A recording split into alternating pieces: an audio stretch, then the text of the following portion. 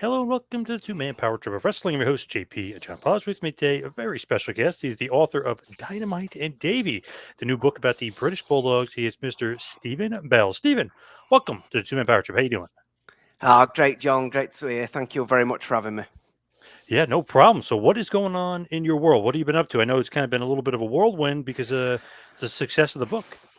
Yeah, it has been a bit of a whirlwind, and it's sort of come in two waves because we had the UK release, but with it being a UK publisher, they got the sort of release date through here first. So there was that initial sort of wave of feedback and reviews, which was sort of really exhilarating, and there were a lot of relief involved in that because the getting it over the line ended up not being quite as straightforward as I'd hoped, and I really, even more so than with the previous two books, I felt a real sense of, I think there were a real sense of trepidation over how it were going to be received, and I just hoped that I'd got the balance right. I so wanted it to be a positive overall book about the two guys, but obviously I couldn't help but confront a lot of the controversial aspects within their lives.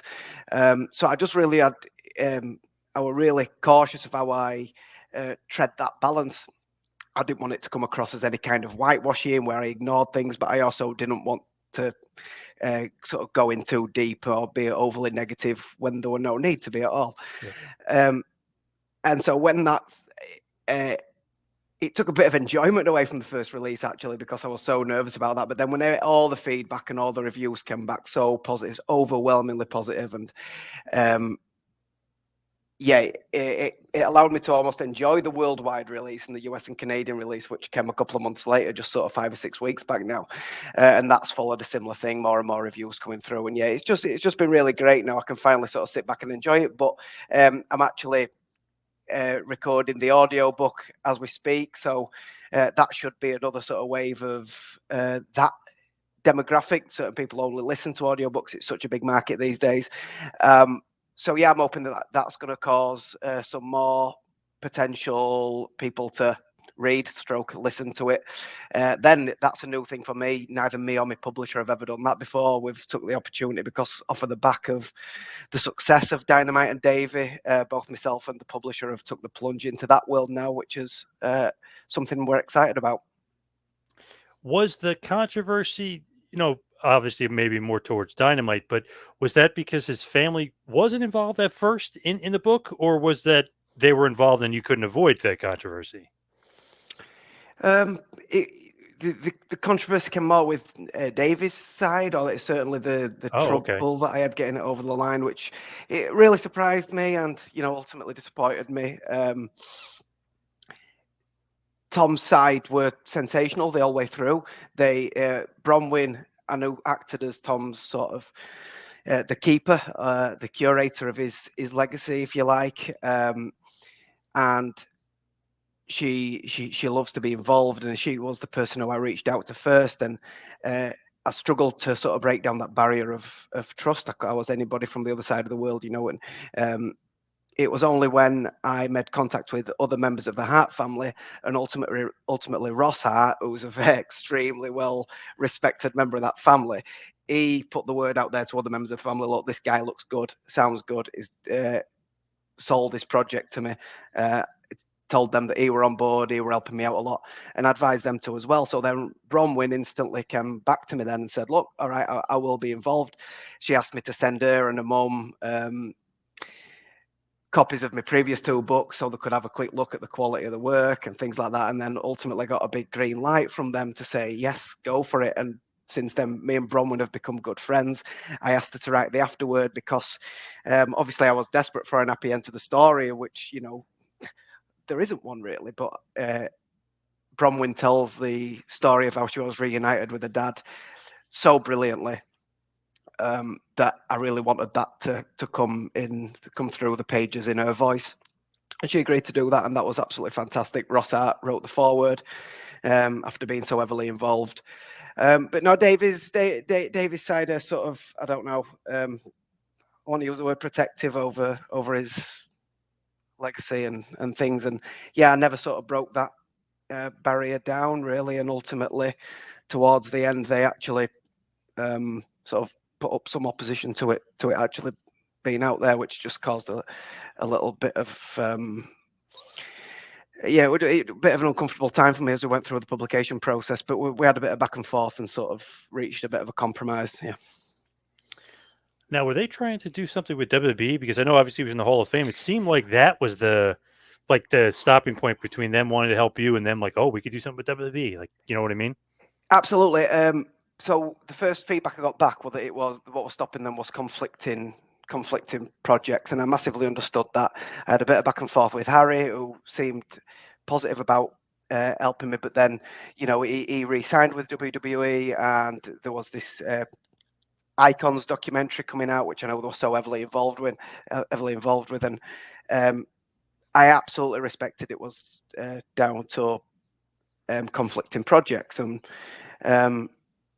so then I was quite surprised, and when it sort of, I got an email dropped in my inbox that they were sort of challenging it based on its content, the book's content, which everybody says it's very, very positive overall based on the stuff that's previously been out there, and puts a positive spin on everything. So I was disappointed that that's how we ended up with that sort of slight bit of bad taste really between the two sides. I never wanted that. I wanted them to have the exact same exposure and voice through this the way that Bronwyn had had. But it weren't to be, and I absolutely respect that. They've got their own projects and their own things that they're working on, and this didn't sort of fit the bill, and that's absolutely fine.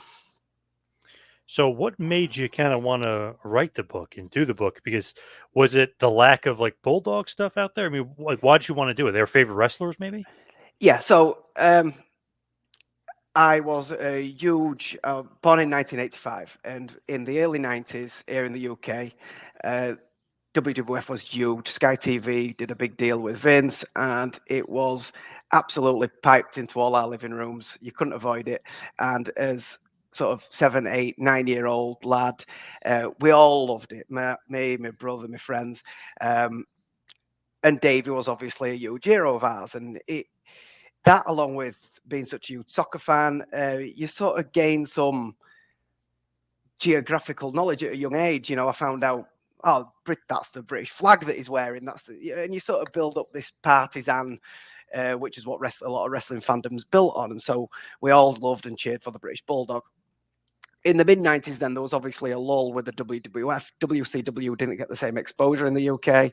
There was obviously a lull with WWF in terms of quality, really, after Hogan had left and Davey had left for a brief period. And we all sort of moved on to other hobbies and interests and started thinking that we're probably a bit cool for wrestling at that sort of age, maybe, 11, 12.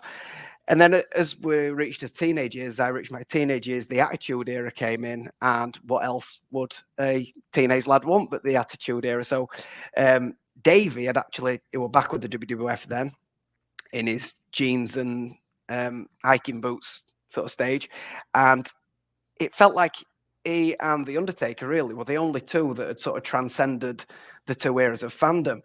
And by then, when I'm 16, 17, 18, I realized that it were actually from a very, very similar shared heritage to me. We're both from small mining towns in the north of England, less than an hour's drive between them.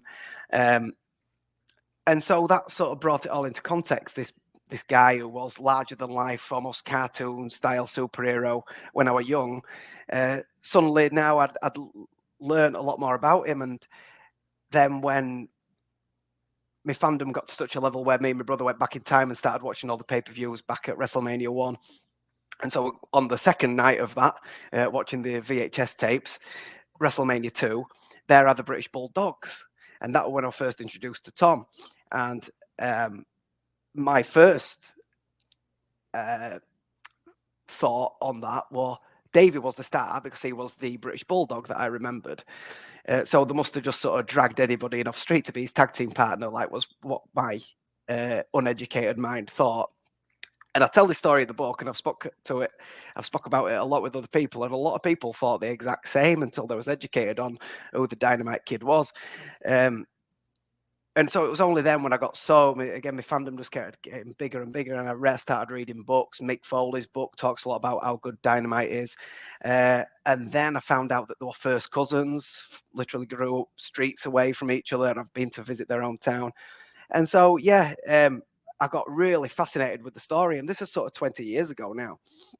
And then Davey died. That hit me hard. I think a lot of people have got this, somebody that they think of in the mind of, they remember where they were when they heard the news that somebody had died. Well, that's Davey for me. I remember exactly where I was.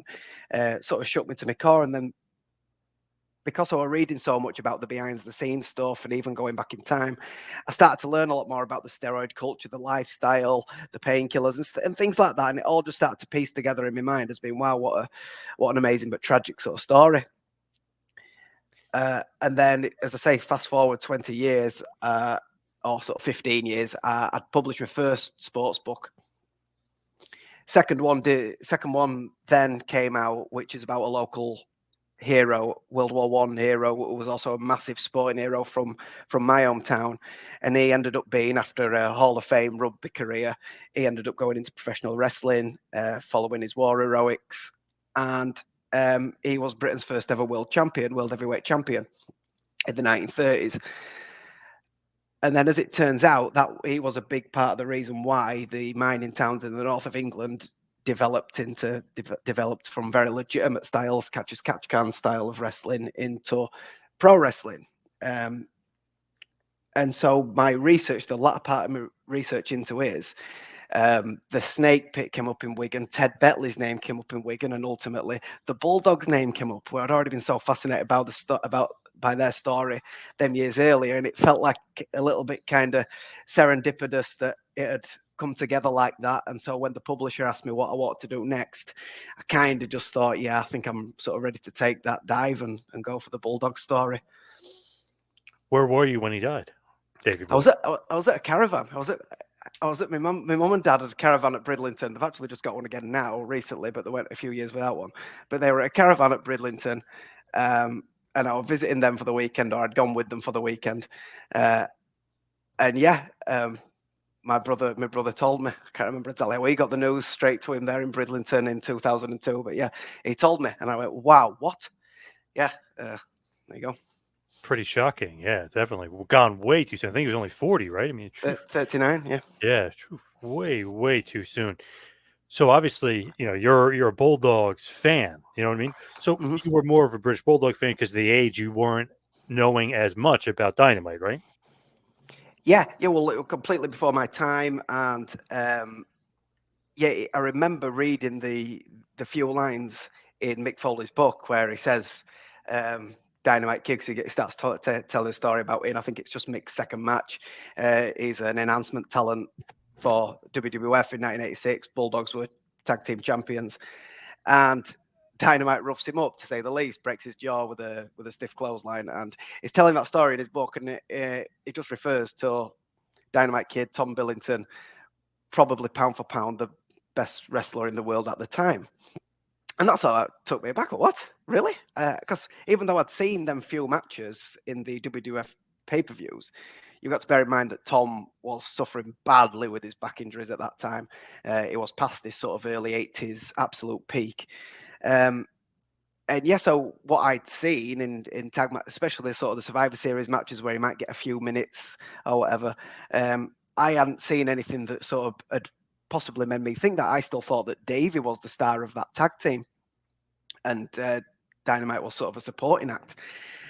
So that were a real trigger for me to go and find out a little bit more at the time. And that's so when I started finding out about them being first cousins and that lineage and that heritage, and that's when the story really started coming together in my mind as well. What an amazing thing for them to come from that background, achieve everything that they did. And then their relationship as cousins, so complicated. They went from being best friends and tag team partners to ultimately ended up being mortal enemies. But there was ups and downs. It was like a roller coaster the whole way through. So as I did more and more research, I became more and more fascinated by all that. And yeah, even though Dynamite did his autobiography in 1999, and there's been a couple of sort of little documentaries about Dynamite, 45-minute long documentaries. there's only so much you can tell in that, and obviously it is autobiography. You're only getting one side of the story. There's never really been that much done about Davey. As I say, I think there's a couple of things in the pipeline, which I wish the family all the best with all that, everything they've got going on. But the story, as I've told it, and the story of them as cousins from a mining town in the north of England, and how that relationship followed each other's path. You know, you got Tom sort of blazing a trail and Davey following behind, and then there's a definite point where that changes round, and Tom is sort of riding on Davey's coattails in the mid-80s years as he's becoming more and more riddled with injuries, can't do what he used to be able to do. Davey's coming into his own. And that dynamic, and seeing or researching how Tom dealt with that, not great, is ultimately what led to the breakdown of everything. And yeah, it's so fascinating. And yeah, I just can't wait for everybody to read the book. So cool because if you think about it, you're right. Like, okay, Dynamite carried him for a period of time, then Yeah. Davey carries him for a period of time, kind of evens itself out. But if you go into early '80s, especially Dynamite Kid versus Tiger Mask, one of the greatest feuds of all time. I love going back and watching their matches, way ahead of their time. Dynamite, for a while, is probably the best wrestler in the world, maybe until Bret Hart comes around, probably. If Bret Hart starts getting rolling really in his prime, it's almost like, to me, if you go from early '80s on, obviously, I mean, there's guys before that, but it's like Dynamite, his period where he's the best. Bret Hart for a period, he's the best. Benoit for a period where he's the best, and probably Bryan Danielson. So it's like those four guys to me are like the four best, but people have to realize Brett was influenced by Dynamite. Davy Yeah. Boy is influenced by Dynamite. I mean, Dynamite was awesome. Benoit influenced so much by Oh, Dynamite, you know. forget about it. Yeah. So yeah, you're absolutely right. Is influence on what we would see in them years after, and the way things were so almost repeated off the back. They were desperate to try and repeat that the Dynamite Kid and Tiger Mask. So the series of matches that Benoit had with Jushin Thunder Liger, it's almost like they're trying to recreate that. And then Yes. there was Owen over in Japan. Owen heavily influenced by Dynamite. So yeah, for a good 20 years after Dynamite, you could actually see and feel the absolute influence that he had. And yeah, it's just a shame that he had to break down those walls for him to blaze a trail for them guys. Unfortunately, he had to sort of push the boundaries so much and probably pushed them too far towards the end in terms of his never say die attitude. But that came across to other people as almost bullying, and obviously the feeling that it just was never quite big enough led to the more and more steroids. The real high impact and over the top bumping that it did, so revolutionary at the time, led to all the injuries, which led to the painkillers and alcohol abuse. And yeah, but it's almost like somebody had to do it for the guys to follow on. Yeah, people don't realize. I mean, he's the pioneer of like even today's wrestling. He's kind of the pioneer of Mm. it all and that style. There's no doubt about it, right? I mean, it's safe to say that. Oh, absolutely. And as you say, when you watch the Tiger Mask series of matches, there's one in particular that's the one at Madison Square Garden in 1982. You can actually, Vince is on commentary, and I don't think he's ready for it at all. It's only 7 minutes long, this match, and the crowd, they're almost treating it like the intermission, because these two, they've just brought them both in for Vince to have a look at him. I think in particular wanted to have a look at Tiger Mask because of everything they were hearing from New Japan. And it was known that Dynamite was absolutely his best opponent to get the best out of him. So let's get Dynamite down and see what they've got. Oh, we've only got a short period of time for him because Big John Studd's on next, kind of thing. And the crowd are almost all milling around, not really interested. Neither of them get much of a reception when they get introduced. Within 2 minutes of the match starting, Vince is going wild on commentary. The crowd are glued to the action. And by the time it finishes 7 minutes later, they're in raptures of applause, whistling. And yeah, you can see it almost, they weren't ready for it. And no matter where they went with that series of matches, the crowd just weren't ready for it. And that's where it sort of blazed that trail and people wanted to copy that. No doubt. It just feels like he was the pioneer, and a lot of people won't give him the credit, but he really should be given his just due and give him the credit. Even like you said, Mick Foley in his book was talking about how he's the best wrestler pound for pound in the world. He did break his jaw. You know, he was a little bit of a bully, but I mean, still, he was still one of the best in the world. Yeah, but I think people almost understood that came with where he'd had to the route that he'd had to take to get there, and I think a lot of people respect the fact that. Especially the smaller guys, they wouldn't have gone on to have the careers that they had and earned the kind of money that they had without Dynamite. And when you look at his where he'd come from, going through the really tough gyms in and around Wigan, the Snake Pit and Ted Betley's gym, he was taught that you paid your dues in that ring. And I think when he got to the WWF, especially, and he saw guys who he felt hadn't, who were more, you know, had come from the bodybuilder types and people who'd come just been winged in from different sports or whatever it might be. He didn't feel like they'd paid their dues. And obviously, he wouldn't be able to act like he did now, sort of acting out about it and playing those pranks and almost coming across as bullying, as you say.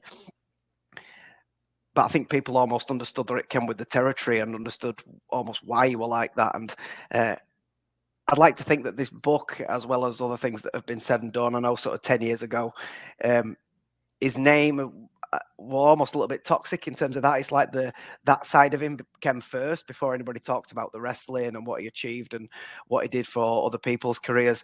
I'd like to think that that's certainly changed around now, and I think the book's been a big part of that as people learn more and more about just how fantastic he was, how influential he was, and B, a bit more about possibly why he had that attitude. I like the way you broke down the book too, because it's like Dynamite gets its own, Davey gets his own, but then Bulldogs get their own, right? Just explain a little bit of just how you broke it down in the book. Yeah, well, I definitely wanted to do that. I wanted it to. I saw it as I did more and more research and started building the story together on a sort of a wall and a chart and in my own mind. It did start to have, obviously everybody talks about a beginning, a middle and an end. I certainly saw it as a story, and that's why there's certain aspects that I haven't gone too far off that story to tell. You know, certain parts of the life I haven't just sort of not interested in. It's not part of that lineage, not part of that story.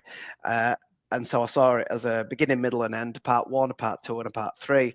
And during the part one, the first third that came together, what I noticed was it was virtually all Dynamite, and it had to be because at that point Davey was just coming on, and he was riding on Dynamite's coattails a little bit and following his path. There was no point in me just repeating Davey's path. I'd already told it for Dynamite, and then I noticed towards the end, obviously, for that last 15 years, if you like, of the story before Davey dies, 10 to 15 years, Dynamite was pretty much a recluse in a wheelchair living in a flat back in Wigan. There wasn't much of a story for me to tell there.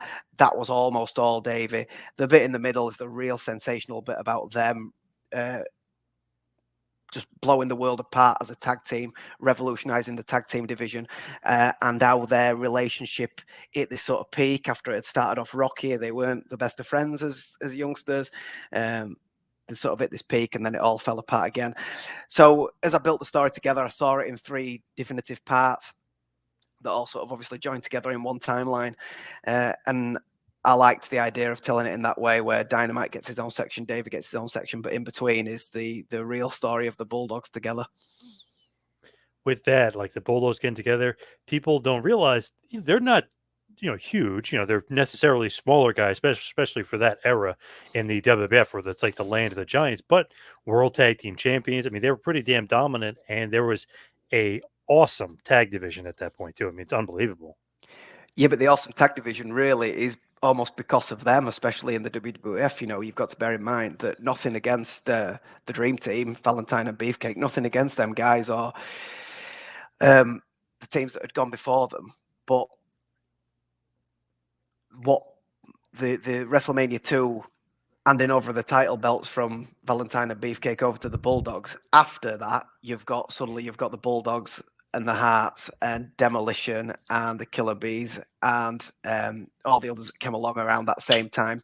The Rujo was obviously, and yet it absolutely blew tag team wrestling into another league. Suddenly, Vince saw it as matches that could headline shows, and not just as sort of Hulk Hogan and a partner, actual two tag teams against each other could headline shows, and that was sort of a bit new to the WWF, and why they developed by that so much is tag team wrestling were a lot more prolific in Japan.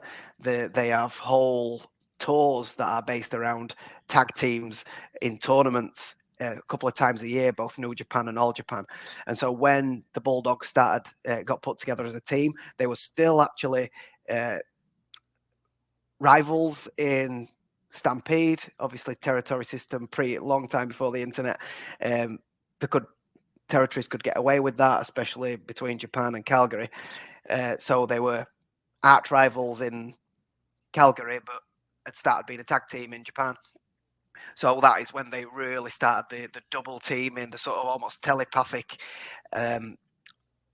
nature of how they knew each other's styles, having grown up together, trained together in the same gyms. It really all came together in Japan, and that's when Vince's eyes really got opened to who the Bulldogs were. And then after Tom had already changed junior heavyweight singles wrestling, they then went on to change tag team wrestling forever. It really is impressive, like what they're able to do, because you have the Bulldogs, but then you said then all the other awesome tag teams come in, the Hearts, the Rujos, the Bees. I mean, then you start getting the Rockers, and you start getting these Rockers, awesome tag teams coming in eventually, the Brain Busters. But I mean, you eventually get like some of the Demolition eventually, obviously. I mean, some of the greatest tag teams of all time. And you're right, it kind of centered around them at first because it's like, all right, you have Sheik and Volkov, they get a lot of heat.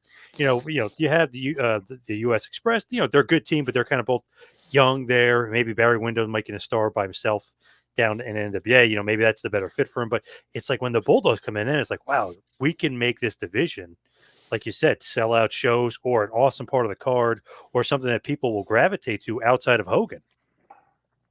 Absolutely, and it worked, and they kept doing it, and it was. It went on for years. You can see how it changed from them, and not many years later, you wouldn't have thought that the Hardy Boys, going back to the sort of my second fandom during the Attitude Era, you wouldn't have believed that 20 years earlier, when you had Sheik and Volkov and the likes of them, you would never believe that a team like the Hardys could exist. But you can see the lineage there. Would the Rockers have got a chance if it hadn't been for the Bulldogs, and so on and so on and so on. And then obviously the breakout stars of them tag teams, which turned out to be Davey for various reasons, sort of not necessarily in ring related, of the Bulldogs, but the breakout star of obviously the Art Foundation, Brett, the Rockers, Sean, each one of these guys, after that tag team division had been set, went on to be a true star at the top of the singles division, and it almost gave credence, I think, to having these tag teams that rather than have two former mid or main event stars who were past the best and just put them together so that they're on the card, which I think were a lot of the attitude that it would be. Or no, get some real young stars together, let them make a name for themselves, and almost create some competition within the tag team to see which one of them becomes the breakout star. And inevitably, over the years, that has created some of the biggest stars we've seen. Yeah, look, Bret Hart, Shawn Michaels, like breaking off from that time period of tag teams into big time singles run for sure. British Bulldog obviously could have had a better run there, obviously, in the early 90s. Kind of, I guess, shot himself in the foot a little bit. A couple of times, yeah. With the book, do you get into the Dynamite Rujo controversy? Not to go too much into the book because I want people to go out there and read the book, but do you go into the controversy with the Rujos and Dynamite? I do, and because I know it's something that's been sort of told a lot, but the thing I wanted the book to transcend just people who read a lot of wrestling books and people who listen to a lot of wrestling podcasts. So I really needed to tell the story. I needed to tell it in depth. And what I noticed was, again, as I'd got the story laid out on my board, I realized that it was right in the middle. So you've got the part one that's based around Dynamite, and then it blends into the Bulldogs, and then it blends into Davey's singles career. What I realized was right in the middle of the middle part was this Jacques Rougeau incident. And when you think about the after effects, it really is the sort of apex of the story as it climbs up, reach its maximum point. So it had to be in there, and it had to be in there in some depth. I could have gone into more detail, I think, but I just wanted to, like I had done with the book as a whole and also the individual segments, I wanted to tell it as a story. I didn't want a so and so says this in his book, but Jacques Rougeau said this on this podcast, and so I didn't want that clashing of he said, she said. So I took everybody's accounts together, threw them all together, thought logically about what I thought the balance of probability says was the case, and whose accounts I trusted over others, and I ran it all past Ross a couple of times, and yeah, I came up with sort of its whole chapter to itself. And yeah, I feel like I tell it really, really distinctly. I don't think anybody will have come across a telling of it in this way that sort of tells it the story from A to B. Nobody's gets any bias in it. Nobody sort of gets blamed or put over in any way. I just tell it as it happens, as quite an entertaining but ultimately tragic part of the story. And off of the back of that, obviously everything started crumbling for Tom in particular. So it had to be in there, and it had to be in there in some depth. And yeah, the feedback I've got from Mike Johnson, I remember, told me particularly that he really enjoyed that part, and it wasn't something they were particularly looking forward to in the book because he felt like he'd heard it all before.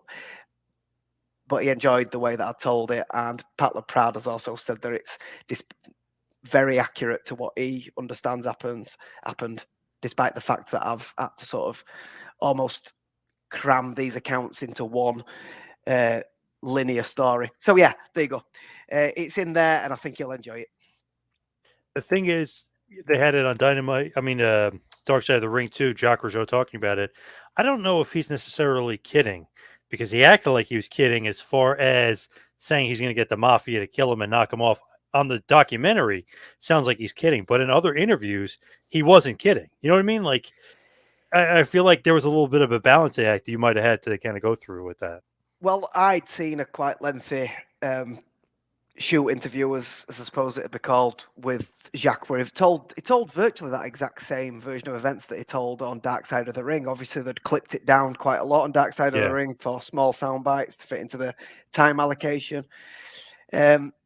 But yeah, when you know the story and you do a little bit of digging on the Rougeaus, and you realise that there was a very sort of big potential for some Yeah. links to the Yeah. underworld in that part of the world, and you think, well, it's really not beyond the realms of possibility, and it certainly seems quite sincere, certainly in the shoot interview that I saw. So yeah, I think Tom, based on what his wife at the time, Michelle, said about he probably for the first time in his life was actually genuinely scared, and that's why obviously led to him.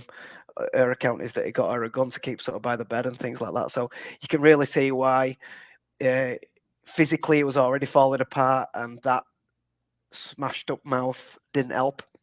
But you can really see why mentally it was already sort of abusing the substances and everything. Like, you can really see why it was the beginning of the end for him, I'm afraid. I've interviewed Ray Rougeau before. I asked him about it, and he said nothing about like the underworld or anything like that. He just told Jacques he's got to handle it himself. He says, because if I do it, like he bullied you, you got to handle it yourself. Ray Rougeau is one of the toughest guys, supposedly, and I believe it in the business. Like where he maybe could have been able to take care of it himself. I know he had an injury at that point too, so it was maybe he was nervous about the fight if he would hurt and he's legitimately injured. But he told Jacques, hey, you got to handle it yourself. So I don't, Well, who knows? I think that's a very believable account from somebody when you look back again. Their father was a real tough guy. Obviously, Yeah. Raymond was. I think that there is that sort of honor that comes into it with that. And my understanding is, I've heard Ray talk about it as well, and I've heard him say something similar, that he was willing to get involved, very much willing to get involved, especially when I think Tom sort of started taunting him about it all and almost challenging him. I mean, you've got to give almost Tom some credit for that. It wasn't like he was picking on the weaker one. Right. He was Yeah. willing to fight Ray, but from what everybody says, that might have been a little bit more of a challenge for him. And yeah, you can see why Jacques felt beholden to to sort it out himself, coming from that family. You know, the old "I've got to look myself in the mirror every day" kind of situation. His dad apparently was sort of a bit standoffish with him in between and proud of him after, you know. So you can see why that mentality comes about. But what it led to was, because Shaq was not the kind of guy who would say to Tom, right, let's sort this out one-on-one in the car park, because he knows that we're probably going to end one way, that Right. actually leads to him, his version of sorting it out himself, led to, as it's now become known, a sucker punch. And a sucker punch with Quarters. a bit of a weapon involved, you know. Yeah. Um, so yeah, you get the feeling that if it had been Ray and if it had been sorted out a little bit, it might have been a little bit more of a healthy ending to it, for want of a better word. So with that and like basically Dynamite kind of, he basically gets away from the business for a while. I know he was still in Japan and stuff, but is that really like almost the beginning of the end right there for him and his career? Like he was just kind of physically withering away, and that was like, ah, shit, like the bully got beat up or whatever you want, however you want to word it.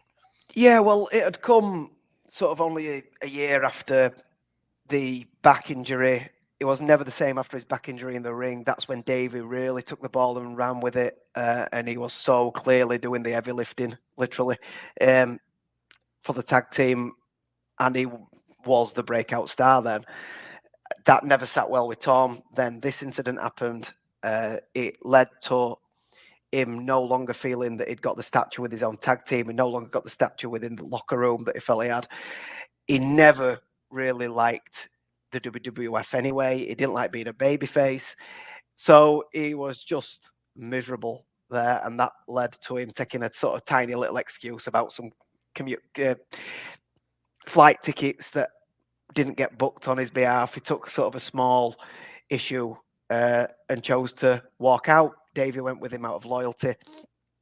But Tom, what everybody said, everybody I spoke to him always talks about his pride and his stubbornness, and what that led to was a situation where he would never ever go back to the WWF. It said things and done things that it meant that in his eyes it were over, and he could never go back. And when Vince did invite them back, and Tom told him in no uncertain terms no, that's when Davey realized that the only way that he were ever going to go back, it was going to be without Tom. And that was definitely the end of the tag team then, because Davey knew he needed to get back there, because in the couple of years in between, they were doing okay, holding their own in Japan, struggling a bit in Calgary because the territory was struggling. Davey knew that to get back to earning the kind of money and living the kind of lifestyle that he had, WWF had kicked on again. They were even bigger and stronger than they had been when they were there before. He knew he had to get back there, and he knew it was going to be without Tom. Tom saw that as a betrayal, and yeah, they never spoke to each other again after that. Wow, that was the last. Wow, okay, I didn't realize that.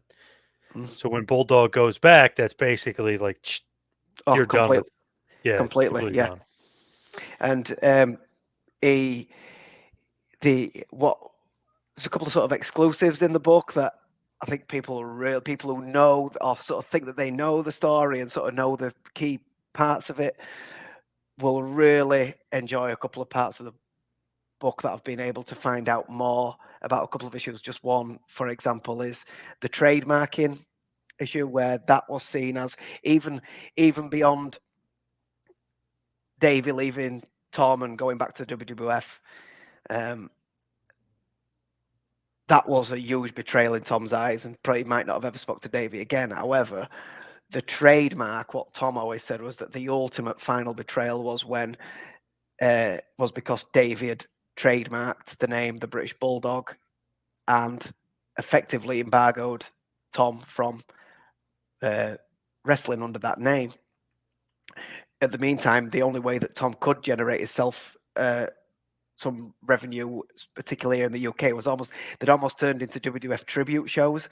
So for them to advertise a very legitimate British Bulldog in a main event around that time was a huge thing, and Tom felt that he'd been embargoed from doing that. I did find out that Davey never actually personally pursued that and would have let him wrestle as a British Bulldog.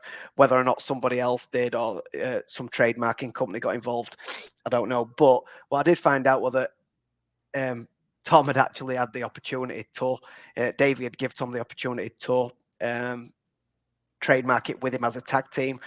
I've actually seen a copy of the actual trademark certificate from the late 80s when Davey took it out, and it says the British Bulldogs, plural.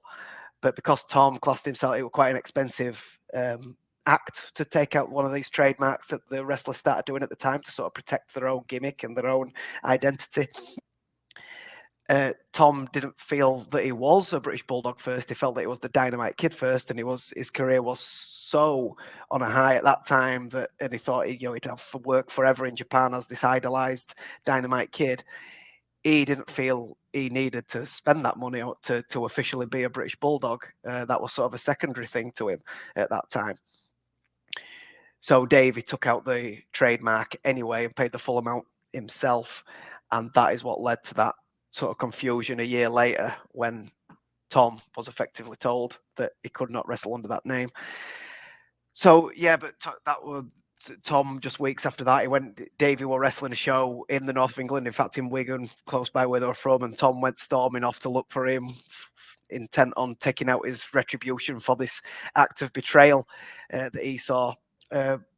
But when you dig down on the real detail, there was a little bit more to it than meets the eye, and I don't quite think that it was an ultimate betrayal by Davey, that one. It's interesting, like just the fact that okay, he's the British Bulldog, but they were the British Bulldogs. Where does that divide hit? And now so many fans think British Bulldog, they think Davey Boy Smith instead of both of them. So I could see even back then him having a problem with it. I mean, that sucks. Oh yeah, and you can see on the timeline, you can see why it would happen and why Tom would take that decision. Why do I need to spend all that money? I'm the Dynamite Kid. I'm not the British Bulldog. So yeah, you can definitely see why that happened. And then ironically, probably the only reason that they went with the full-on British Bulldog gimmick when Davey went back was because of the success of the British Bulldogs. They wanted to reintroduce Davey in a way that everybody would recognize him, even though it was as a single rather than a tag. So they went with the full British Bulldog gimmick. And yeah, he'd already got a signed document at home that said he was the British Bulldog. Yeah. So yeah, you can see why it all happened. If you look at too, SummerSlam '92, the British Bulldog Bret Hart in Wembley Stadium in England, he's the main event. That's just now everybody knows him as the British Bulldog. You know what I mean? Like you go that big an event, you win the Intercontinental title, you're the main event on the show that also had Macho Man versus Ultimate Warrior. It's a huge card, huge show. 82,000 people are there. I mean, that got to sting a little bit because it's like, okay, now he's definitely the British Bulldog no matter what, because everybody saw that show and now they all equate him with that name. Oh, absolutely. And again, a bit like the Jacques Rougeau incident, that SummerSlam '92 gets a full dedicated chapter to itself. I do think it's a huge part of Davey's career. It's the bit that is sort of always going to be most iconically remembered with, especially here in the UK. I mean, we're only a couple of weeks away from the 30th anniversary of it. I know that there's sort of a couple of huge private screenings going off, or even public screenings. It was a huge event here. I don't think that the subsequent re-emergence of British wrestling, which led to so many main event stars coming from the UK again, your Drew McIntyres and Sheamus, and even going back to Wade Barrett. I don't think a lot of them would have come through had it not been for that spectacle. It's very iconic, and it's just a job fantastically well done by all involved. I think the guts to go with them as the main event, as you say, when you've got Flair and Savage on the show, to go with the secondary title, and there were sort of still only mid-carders at that time, to put that faith in them and for them to deliver in such a big way, well, great credit to everybody involved. Yeah, that's just like, man, that really made him. Although I know a few months later he had some issues and loses Shawn Michaels, and then he's kind of gone for a Yeah. while. Then he goes to WCW, and then he comes back. But I mean, that's probably all covered the book, but it's just an interesting thing because it's like, wow, like that's the pinnacle, the main event, even though it's mid card title, supposedly the IC title, everybody looked at that like, oh my God, what a great match. And we're still talking about it 30 years later. I don't know if it's any coincidence, but now they have a pay-per-view Clash of the Castle in, I know it's Cardiff, Wales, but still UK 30 years later. It's, I don't know, to me, it's one of the things where everybody remembers that. Like you said, private screenings, public screenings, everybody remembers that. Yeah, absolutely. And it's not a coincidence. They have booked that the Clash of the Castle around that 30th anniversary. I'm absolutely sure about that. And yeah, unfortunately, I think as everybody was sort of jockeying for position as Hogan were going through the exit door, the mid carders, the younger ones as well, especially Brett and Davey, and as Vince looked to go in a slightly different direction because of the steroid trial, those guys were really jockeying for position. And I think at that time, when Davey was given the nod, even though it obviously was for the huge hometown pop, I think it's very fair to say that Davey was in the mix to be certainly a future champion, certainly a future main eventer. And obviously Brett ended up getting that nod. It's a shame that Davey did it the sort of real first of his controversial times within the mainstream era of his life happened just a couple of months after that event. And even like fast forwarding a few years, I know he comes back. He fights Brett, and I think it's in Your House 5. They have an awesome match in the main event for the world title this time. I mean, he would be tag champ again with Owen. He'd be European champion. I mean, he'd come along and he'd come Oh back yeah. and he'd really, reinvent himself. I'm just always curious, like, and maybe it's in the book, maybe I'm not sure. Why does he lose to Shawn Michaels at the big UK pay per view? You know what I mean? Like 5 years earlier, they saw the blueprint. He wins, huge pop, great for the crowd. This time around, he loses to Shawn Michaels in the UK. Well, it's been said by more than one person that the old "no more jobs" was the Shawn Michaels attitude at that time, and yeah, it feels too much of a coincidence. It feels like it was nailed on for Davey to win. What they'd done apparently was invent the European title for Davey to Yeah. be distinctly the European champion, because he'd had so many years of selling out these European shows, especially the huge UK ones. He was the main event. He was the European champion. There was apparently it had never been mentioned that they were going to take that belt off him. It was designed to repeat the SummerSlam 92 thing over and over again, where you'd got the title match, the world title match underneath, and the European title match on top with Davey. That was the formula that they were going to go with. And then sort of out of nowhere, on the very first European tour, and it weren't even a tour, it were a one-off show, one-off pay-per-view, they take the title off him. It's not a coincidence that it was Shawn at that time. I don't think. We all know that Shawn was a bit of a bear to deal with around that time, I think. And yeah, it came at the worst possible time for Davey. I think he held that title with an awful lot of pride. Things were starting to break down for him physically and behind the scenes. Things were getting the better of him. And I think that title of European champion was kind of holding him together at that time. And then obviously just a month or two later, he got Montreal Screwjob. That leads to him leaving. He loses the security and the home feeling of being in the WWF, and he's got to start all over again in WCW. It don't work out. Then comes the trapdoor injury, and by then it's really starting to spiral. Then, so yeah, that one night only pay per view in the UK, I do see as one of the big turning points for Davey, in a negative way, I'm afraid.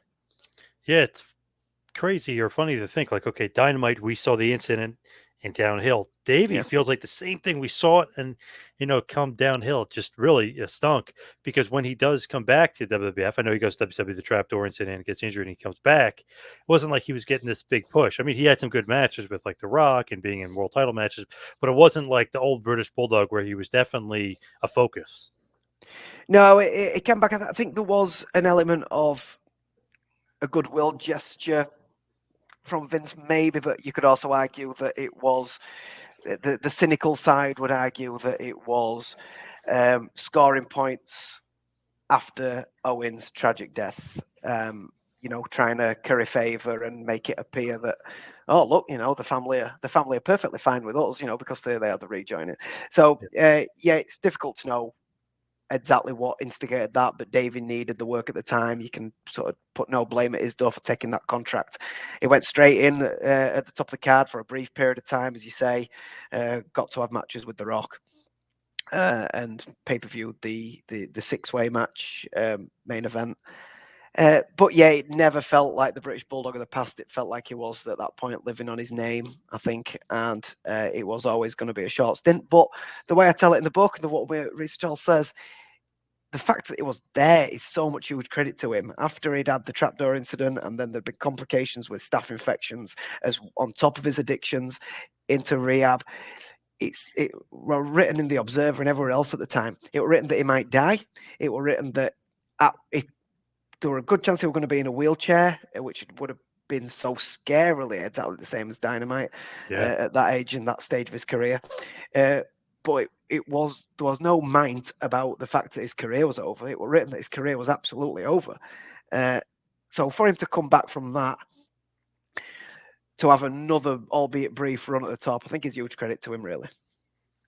Man, like what a career from both of those guys. So memorable, so great. It's great that you got the book, Dynamite and Davey. I mean, to me, like not forgotten, but it's almost like there's some guys that just get overshadowed, even though they made such an impact because they move on to the next guy. You know what I mean? Like for years, I feel like Bret Hart got overshadowed. Now with Twitter, I feel like he's back and now he's getting the props. You know what I mean? I feel like for some reason, guys get overshadowed and overlooked because they're always looking for the next guy.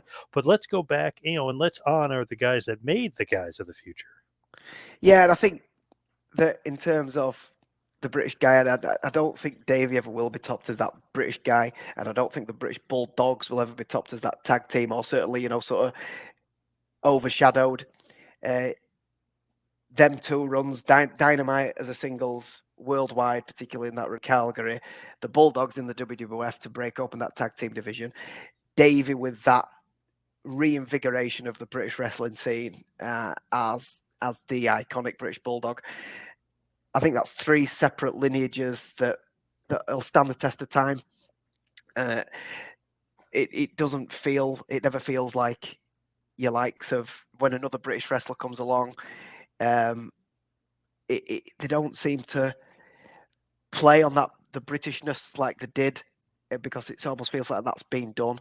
Yeah, Drew McIntyre's from Scotland, but they don't seem to make that big a deal of it in terms of its actual Britishness, because it's nothing that new, and it's the reason it's not new. It's because Davey was the pioneer of it, really. So just looking back, and we're talking about obviously the book, but what do you think is the legacy of the British Bulldogs? Just in all encompassing, both of them, and then obviously them as a team, them separate. What do you think is the legacy looking back? I think, as we've said, Dynamite, it's certainly the changing of the business, especially for the smaller guys. Every single one of them owes their career to him, and I think they still know that. I saw an interview with Becky Lynch where that match that I was talking about at MSG, that is still one of the ones that's used for the smaller guys or girls in their training. That's still used to this day. So I don't see his history as a singles and what he did going away anytime soon. I think that as a tag team, them and the Hearts and that series of matches with them, when they sort of, obviously as fans at the time, you didn't know, and I think that's what's so iconic and wonderful about wrestling at that time. It was you'd got national and global TV audiences tuning in, but because it was pre-internet, 99% of the viewers had no idea that them guys had wrestled each other hundreds of times already in Calgary. They've got no idea that they're all brothers-in-law, cousins, who know each other's styles telepathically and everything like that. They think they're seeing this new series of matches, and they think it's just there. And then that can't happen now, because everybody sort of knows everybody's history. They know every past gimmick that they've had, because that's the way the business has gone, in tune with social media and the internet. So I think that series of matches between the Art Foundation and the Bulldogs will always be credited with changing the tag team division. And Davey's final run will always be remembered, particularly in the UK. I think that what I write in the book and what I genuinely think is that everybody's also got to take into account them as cautionary tales for that era. The business had to change, and it had to change a lot, and eventually it did. It didn't happen straight away, and it took a long time. It took something as ridiculously bad as the Chris Benoit incident probably to really, truly instigate change. But they are part of that period where you've also got to take into account, your Pillmans and, well, the countless. I put some numbers in the book of just how ridiculous it was at the time. The guys dying under 60. It had almost turned into the majority of wrestlers were dying before 60. That had to change. And they were a big part of it. And unfortunately, it meant that the book could only have a tragic ending for the guys. But that is their story. As we wind it down, we head towards the finish here. Who's your favorite between the two, or maybe just favorite of all time if it's not one of those two?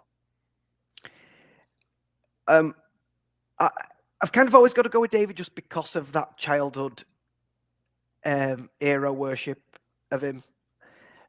What I would say with Dynamite is it's been such a journey, especially getting to know Bronwyn, going from those years ago, only really reading, obviously I'd read Brett's book, which puts him over unbelievably as a wrestler, but also has a lot of the horror stories about Dynamite in it as well. I think like most people, my mind had been sort of flooded with a lot of the stories, a lot of which I sort of found have maybe been embellished. And so I did go into the project with a very negative view of Dynamite, but that's been a journey that I've been on, and I can so now sympathize with where he was in his life and his upbringing and everything at the time. By upbringing, I mean sort of his heritage and his upbringing in the tough gyms and the mining towns around here, and that pride and loyalty, man. I mean, I was talking to Gary Port, Scott McGee out here in the garden, I remember, on the phone. He was telling me all about Tom and his relationship with Tom. And it got all emotional on the phone, talking about Tom's loyalty and give me a couple of examples of how he was just the best friend that he'd ever had. And when I started the project, I didn't think that I was going to get that. So it was really, really rewarding when that did happen, and that's all sort of in the book and covered. And yeah, it's a real babyface turn for Tom at the end, which I'm proud to deliver. I'm proud to deliver it for Bronwyn and for the book and for Tom and for Tom's memory. So yeah, as an act, I think I would always have to go with David. But in terms of how, I've always had a positive opinion of David. That was never going to change doing the book. I found out a lot of things about him, a lot of good things, good and bad, and he's just got this overall positive vibe about him. There's not many people with a bad word to say about Davey at all. No matter how much research I do, there just wasn't really anybody, and that's great. Whereas in terms of the journey of the research and the book, it's been a bit sort of special with Tom. Yeah. And then you went to favorite of all time. Yep. It's Brett. It always was Brett, I'm afraid. Don't want to sort of mark out too much here, but yeah, a real rewarding part of the book. Obviously, I'd reached out to Brett through family, sort of, but I didn't feel like I needed to speak to him because his book is so good. It's so fantastic, so detailed. He even puts in the book why it's so detailed and why he knows it's so accurate. And that's because he used to keep diaries and record his voice, telling himself a future reference what the things that had happened. So it was such a valuable resource, 500 pages of direct information straight in there. And trustworthy information. It was always my favorite as a kid. Going back and watching all the pay-per-views and then reading his book, I just love his book. So yeah, he's got this sort of iconic, mythical sort of place in my mind. And then yeah, when Ross told him what a great job after Ross had read the final or one of the final drafts or whatever, and he reported back to Brett, yeah, I'm going to do the foreword for him because he's done such a good job. By the way, he's a huge fan of yours. I'm sure he'd appreciate. I didn't really know this were going off. I'm sure he'd appreciate. So yeah, one day I checked my spam. Actually, it had gone into my spam on my email account, and subject line: Hitman reaching out, and it were an email from Brett congratulating me on the book, and he told me to give him a call, and we ended up having a 30-minute talk on the phone about how I'd gone about the book, and then we sort of digressed into British wrestling and his memories of being over here and where he'd wrestled. And yeah, it was really fulfilling, as you can imagine, and sort of a stamp of approval. I know he's read the book Awesome. now. I Yeah, know he's read the awesome. book now and likes it. And yeah, it's sort of it really was. I didn't expect it to be, but it really did. It of all the people in the world that could give it sort of a stamp of approval, it were always going to be Brett if I thought about it, and so when that came through, it were great. That is awesome. Give us one last push where everybody can find the book, Dynamite and Davey. Well, it's available worldwide now, so obviously your easiest place is Amazon. If you want to stuff some more money in Mr. Bezos's pockets, that is the easiest way to get it. I must admit, it's already out on the Kindle edition is there, hard book edition is available there. And if you're an audiobook fan, yeah, feel free to wait a few months, and that will be available too. Also available in all good bookstores. You can contact me, find me on Twitter. If you want a signed copy or anything like that, I'm more than happy to get one of them out to you. And what is it on Twitter? What's your Twitter? Well, I've got obviously my own personal one, which is at Stephen_Bell1985. But there's also a dedicated page for the book, which is at Bulldogs Book 123. I'm a little bit more prolific on that during the actual process of writing the book and advertising its release. But I do put some sort of exclusive photos and things that I came across that didn't quite make the final cut. I put them in there. DMs are open on that one for orders and things like that, or anybody who's got any questions about the actual writing of the book. More than happy to speak to people. All right, awesome stuff, Steven. Dynamite and Davey, great book about the British Bulldogs. Thank you so much for all the time. I appreciate it. Thanks a lot, John. Thanks for having me.